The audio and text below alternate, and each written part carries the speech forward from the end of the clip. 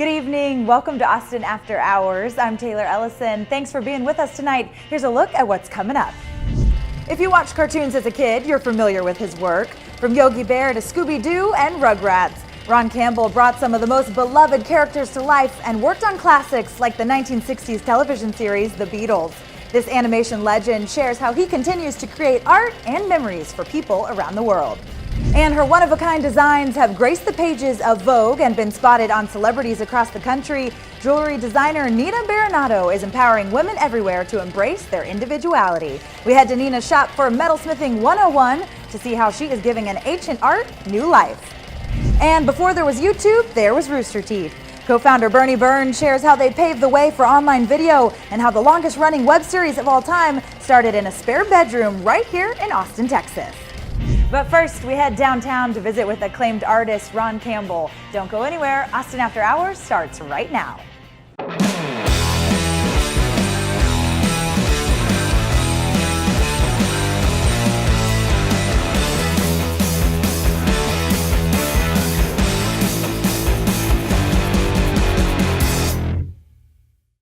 Insects make terrible characters for children's cartoons, Al.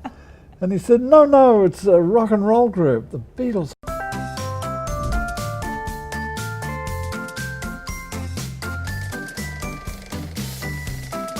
This is a special year. 2018 marks the 50th anniversary of your work on the film Yellow Submarine and the Beatles cartoon. Taylor, I can't tell you how 50 years goes by. It just goes by so fast, you have to watch out for it, okay? It was a fun project for me. It was a surprise project. I had just arrived in America and I got a telephone call from Al Brodak saying, hey, we've got some production problems here, we need some help. So all I did on the Yellow Submarine was animate. We would receive the scenes from London, we would animate the scenes in pencil, and then we would ship all the pencil drawings back to London, and it was as simple as that. And at the same time as I was doing that, my wife was inconveniently pregnant, and as a result I was a very hard-working young man. And I was animating in the evenings also on a show you might have heard of called George of the Jungle, and I was also working on the very first season of Scooby Doo, Where Are You? So I was doing some significant stuff in my 28th year of life. Were you a Beatles fan when you started working on this project? Well, my first experience with the Beatles was from New York, from Al Brodak at King Features, he said, Ron, we've just sold a wonderful TV show. We're going to be producing it later on in the year. I said, that's great, Al. What's the show? And he said, it's the Beatles. I thought, insects make terrible characters for children's cartoons, Al. And he said, no, it's a rock and roll group, the Beatles. I think I've heard of it.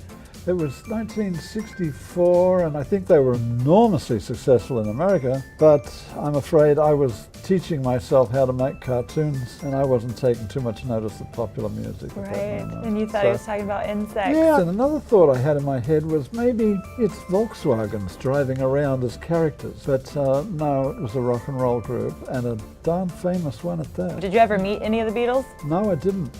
I was always on the other side of the world. When did art and drawing come into your life? I guess I was about 6 years old, perhaps. In those days, there was no TV in Australia. No TV at all. Never heard of it. And the local movie theatres would turn their programming plans over on a Saturday afternoon for all the local kids to go to the movies. Mm-hmm. And there were things like strange creatures running around on the screen like a cat chasing a mouse. And I couldn't figure it out. What were they? I mean, they weren't real, were they? So I'm telling my great-grandmother about these weird things I'm seeing on a Saturday afternoon at the movies. And she said, Ronnie, they're just drawings. And if a 6-year-old can have an epiphany, I had an epiphany there. You mean my drawings can come alive? How do you do that? And I'm afraid I took that incredible feeling about my own drawings coming alive with me all through my childhood, refusing to become a policeman or a fireman or something sensible. And of course in Australia with no TV it was impossible to earn a living as an animator, but I didn't care. Then when I went into art school, as luck would happen, television came to Australia and opened up, and for the first time it was possible to earn a living as an animator. So I was right there on the leading edge of animation in Australia. Yeah. So when Al Brodax came in with projects, there I was, Johnny on the spot. La vie, life. What That's a the way it fantastic is. story. Yeah. All that serendipitous timing and everything worked out. Yeah. If I'd been born 10 years earlier, it probably wouldn't have happened. I might have been a policeman. You might have been. Give us a window into your work. You've worked on so many beloved shows and stories that we all remember so fondly. The first thing that comes to my mind when I think back is, gosh, I don't ever remember waking up in the morning and saying, damn, I've got to go to work. I always enjoyed what I did. I managed to produce my own TV show called The Big Blue Marble, which was a highlight of my life, and very nicely found myself always working on shows that I really liked. What can you complain about if you spent 10 years of your life working on, say, the Rugrats? Okay, I mean, is there a more charming show one could find oneself working on? I don't think so. That was a wonderful show. Another 10 years of my life primarily working on the Smurfs. I look back on my career as a screen cartoonist with much gratitude. What about the art that you're creating today? It's like a whole new chapter. When you come to retire, don't retire. Take a second act. After 50 years and 1 month to the day, I thought, I'm going to paint. But what do I paint? I'm not going to paint the cactuses in my back garden or the mountains off on the side. I'm going to do paintings based on the cartoon shows that I did. Lo and behold, people wanted to buy the damn things, you know. My wife thought, that's nice. And a part of the pleasure in my life now is traveling around the country with my paintings and selling them. When you're making cartoon films, you're always conscious of the ratings of the show. And since I've been exhibiting my paintings, I've been meeting the real audience, the flesh and blood audience, not numbers on a table, the real people who have nostalgic memories of the cartoons that I helped make, changing the channels, insisting on watching Scooby Doo, or their parents upstairs sleeping while that was time in front of the TV was theirs. What an effect we had on the cultural activity, or cultural life of the children. And now they're adults. Can you pick a favorite show that you worked on? There's only one answer to that. You have 6 children, which is your favorite? You know, it's not really possible. Is there a character you really enjoyed drawing and bringing to life? There was one show that irritated me. It was the Harlem Globetrotters, and the characters always had to do this with the ball, you know. And so even when they're standing still, they're still bouncing this down ball, you know, and that was a pest, you know. Thank you for sharing your journey with us. Can we see some of your work in action over there? Yeah. This is an All You Need Is Love piece. It's based on the Yellow Submarine characters, but they're wearing the Sergeant Pepper outfit. And there's a nice villain here, the Chief Blue Meanie, enigmatically laying across the word love. You have to have a palette with many little holes in it, and sometimes that's not even enough. I need a lot of colors. Yeah. So is this piece done? It will be done as soon as I sign it. For some reason, I color my signature, and it takes me 5 minutes to sign anything at all, and it's a bit of a pest. It's something that I did once in front of a customer, and the customer jumped up and down with glee, and then I did it in front of another customer, and so now I have to sign my name in color every time I sign it. The finishing touch on the piece, yes, absolutely. It's such an honor to share this time with you. Thank you. Thank you, Taylor.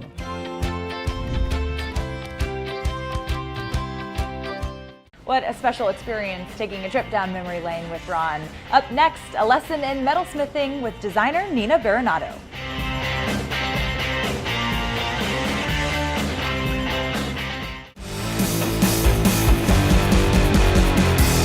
To be a professional bird watcher, is that a thing? That works.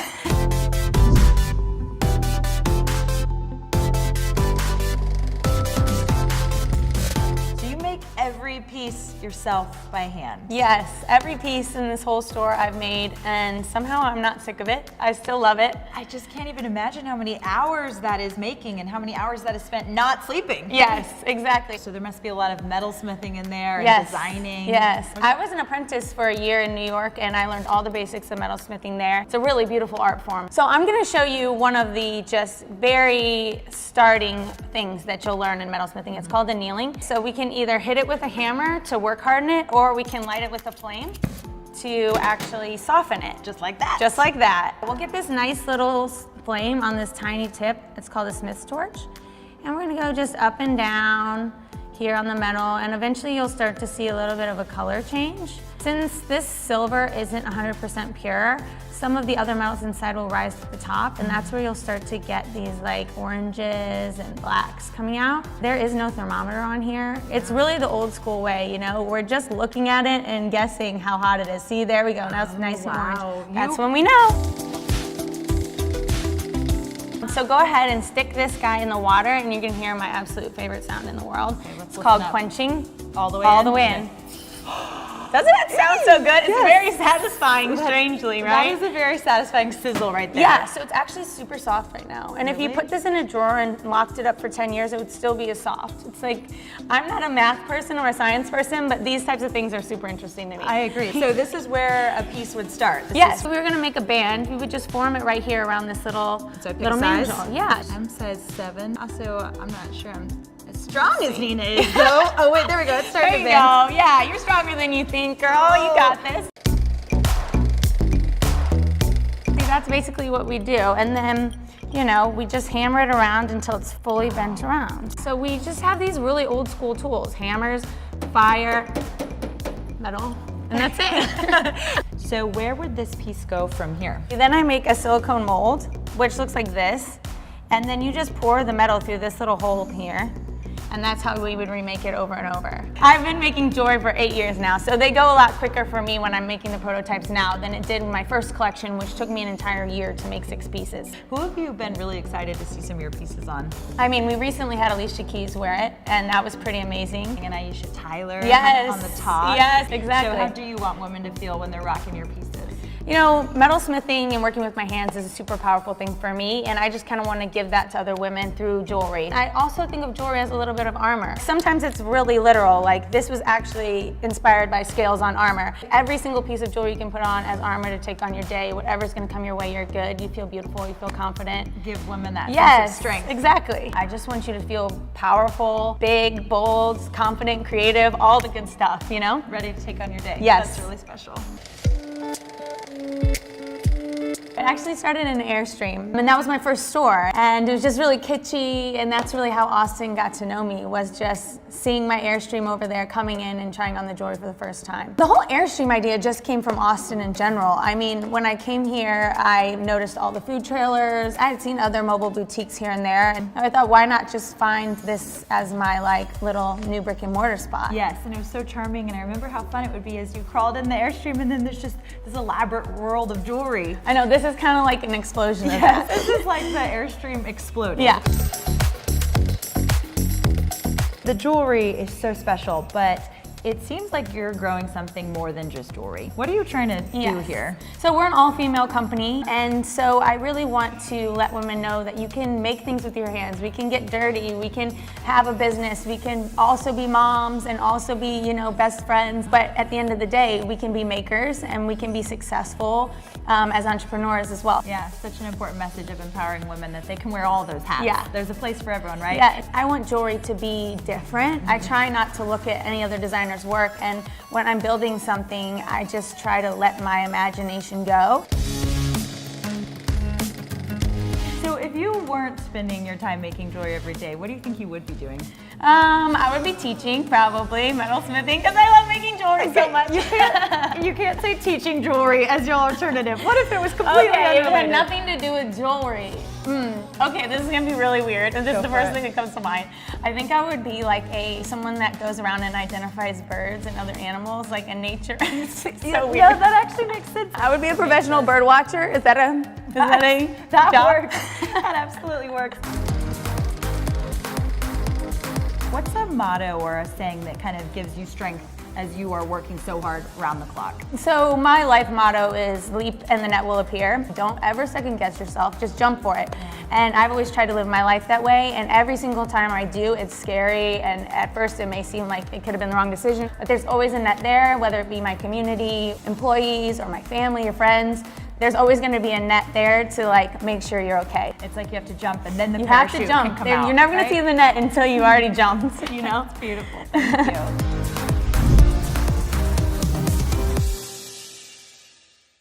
Beautiful jewelry, a beautiful message. Thanks for sharing your time with us, Nina. You can check out her store at Domain Northside.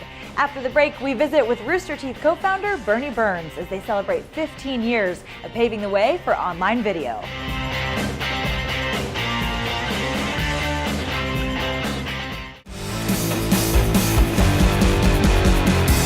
Thank you for having us. Hey. Yeah, can I take some real quick though? Can I take some about this back here?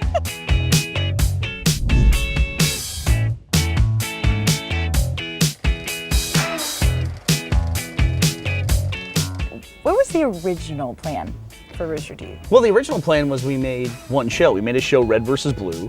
It was 2003. It was like 3 years before YouTube existed. Yeah. So we made Rooster Teeth to kind of be the company that's making Red versus Blue. And so you started with Red vs. Blue, and that is now what? The longest running webisode? It was supposed to be 6 episodes, and now it's gone to 15 seasons. So, but yeah, it's been the longest running web series for about 5 years now. They're just standing there and talking, okay? What are they talking about? I hate you. What was 2003 Burnie like? A lot skinnier, you know, and a few less gray hairs. But you know, mainly just I worked in tech support, and I always spent my time after I would get home from work. I would go to work on this hobby of making movies with my friends and making short videos that I would post online to make my friends laugh. I just think people were really ready for it, and I put it up. We had to call it a web series so that people knew it wasn't just like a one-off cat video or a dancing baby. There was like uncharted territory at that time. People were not doing series for the internet. No. I think there was sites like iFilm and Atom Films, but yeah, not many people were posting video online. Where did you start exactly? The whole company started in a spare bedroom in my house in Utah, Texas. I was a classic kind of 90s era transplant to Austin. Came to UT to go to school and then tried to figure out a way to stay in Austin. So it basically started in one bedroom in Utah, Texas, has now grown to the point where it's 300 employees and we're in this big airplane hangar. Wow. Site of the former airport. More recent years, I've been doing a lot more public speaking and a lot more performing, and I've really enjoyed that a lot. Stand-up is one of those things that's like, it's a huge fear. You know, public speaking, the old joke is, I think Seinfeld said it, where people's #1 fear in life when they did a survey was public speaking. #2 was death. So it's I've always been pretty lucky in that I can memorize huge amounts of dialogue, which helps because then for stand-up material, if you have to talk for 15 minutes straight, it's nice to be able to know where you're going. Yeah, you're in a good position. Do you have photographic memory? No, not even close. But do you remember it 5 months later? Not at all. It's No. gone. No, I can remember the jingle to every cartoon I watched as a kid, but no, I can't remember anything that I need to remember. Recently, I really loved, there was a vlog. And what is a vlog, by the way?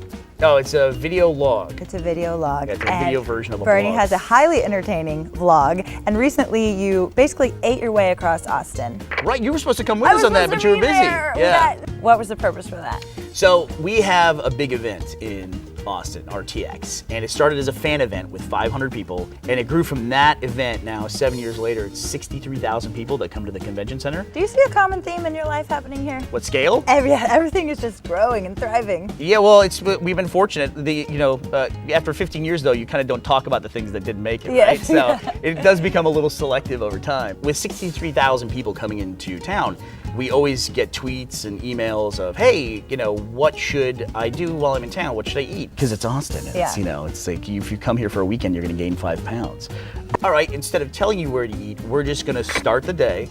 We're going to start with breakfast tacos. And we're Naturally. gonna go through what ended up being 8 or 9 restaurants, and we just went one to the other, to the other, to the next, to the next, to the next. Then we had, other people like, you should have gone here for barbecue. You definitely went to the wrong place. Well, but the internet, there's always going to be critics. feedback. Yes, yeah. exactly. Were there any rules? So everyone got one mulligan. Like Okay. you could strategically say, I'm not eating at this place. I mean, we ended the day at Gordo's after like 8 different meals. Then we had a God. gigantic donut the size of your head. So Oh, I'm familiar. I think I got the insulin donut. I don't know what I got at that point. Is there anything that sticks out as really significant to you? Like, The biggest thing, more than anything else, is that I had a whole career before I started Rooster Teeth, and to be able to do what you do for fun as a hobby and turn that into a career and do it every day as a vocation is just, it's incredibly rewarding, Yeah. and there's not a single day that goes by that is lost on me.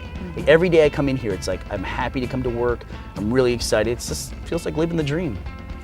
that's really powerful. So what advice would you give to someone, maybe an aspiring filmmaker or someone who really wants to start a creative project? Would you say? I'm going to pass along advice that I learned from Robert Rodriguez, who was a huge inspiration to me, another local Austinite who was a couple years ahead of me at UT.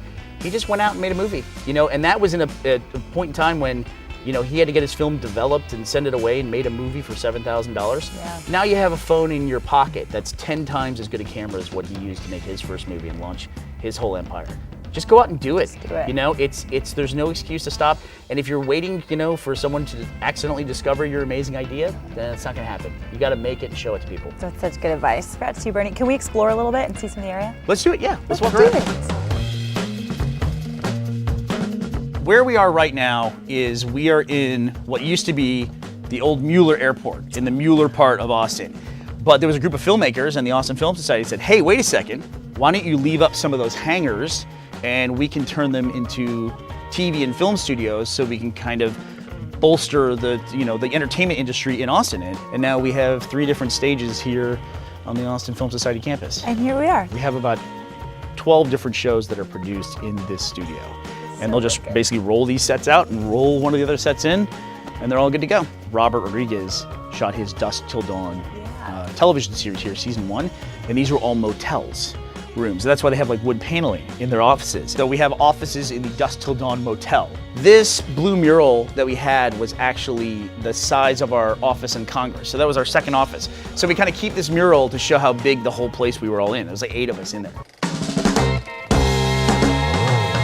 So one of my favorite things that you do is the series $1 Million But. Right. How would you explain that to a viewer? It is a hypothetical scenario show. We come up with, it's $1 million, but some ridiculous kind of thing. Like it's $1 million, but every time you see a sponge, like a kitchen sponge, you have to eat it for the rest of your life. Or if you see an unfinished drink, you have to drink it. That one, out of all the ones we've done, I think that one bothered me the most. I couldn't handle that Because you one. can imagine how many unfinished drinks you run into and you're drinking out of them. Yeah. So we thought we'd throw some scenarios at you. Oh, I love it. But there's no $1 million, so just for kicks. Come on, CBS, where's the budget? Okay, would you rather forget how to drive or forget how to type? I can't type, so I would forget how to type. I Because write you for a already- living and I type like this. No, you don't. Yeah, I do. Everyone makes fun of me. How long does it take you to get a script out? About 12 years. Okay. Yeah. Would you rather eat a ghost pepper or eat a live insect crawling in your mouth? That's a good one. I think live insect. Yeah. Really? I didn't listen. think for a second you would choose that. Even jalapenos, they get me to like my eyes are watering and I'm hiccuping and I can't everything even else. look at them without sweating. Yeah. Let alone put it in my mouth. But an insect crawling down your throat. It's over. As soon as you're done, you chew it, it's done, you're out. Yeah, so is the pepper, kind 40 of. Yeah, 40 minutes later, you're still screaming, drinking milk. Would you never use social media again or never watch another movie or TV show? Not use social media ever again, that's the That's- dream. Plus, I feel like I'm always like checking my phone every 5 minutes, Or like this every... Yeah, Ew, like- is this your Twitter I account? can type Is on a that phone. what this looks like? I was ready for the phone. Bernie, I'd like to present you with your prize. Oh, It's a rooster I got from your own kitchen set. thank you. Well, I have one to match it right over here, so. You got one on that Wow. table, and looks like you need one for that table. Cheers to you. You win. Gosh, there's just so many people to thank. I don't know where to start, but I'll cherish this always.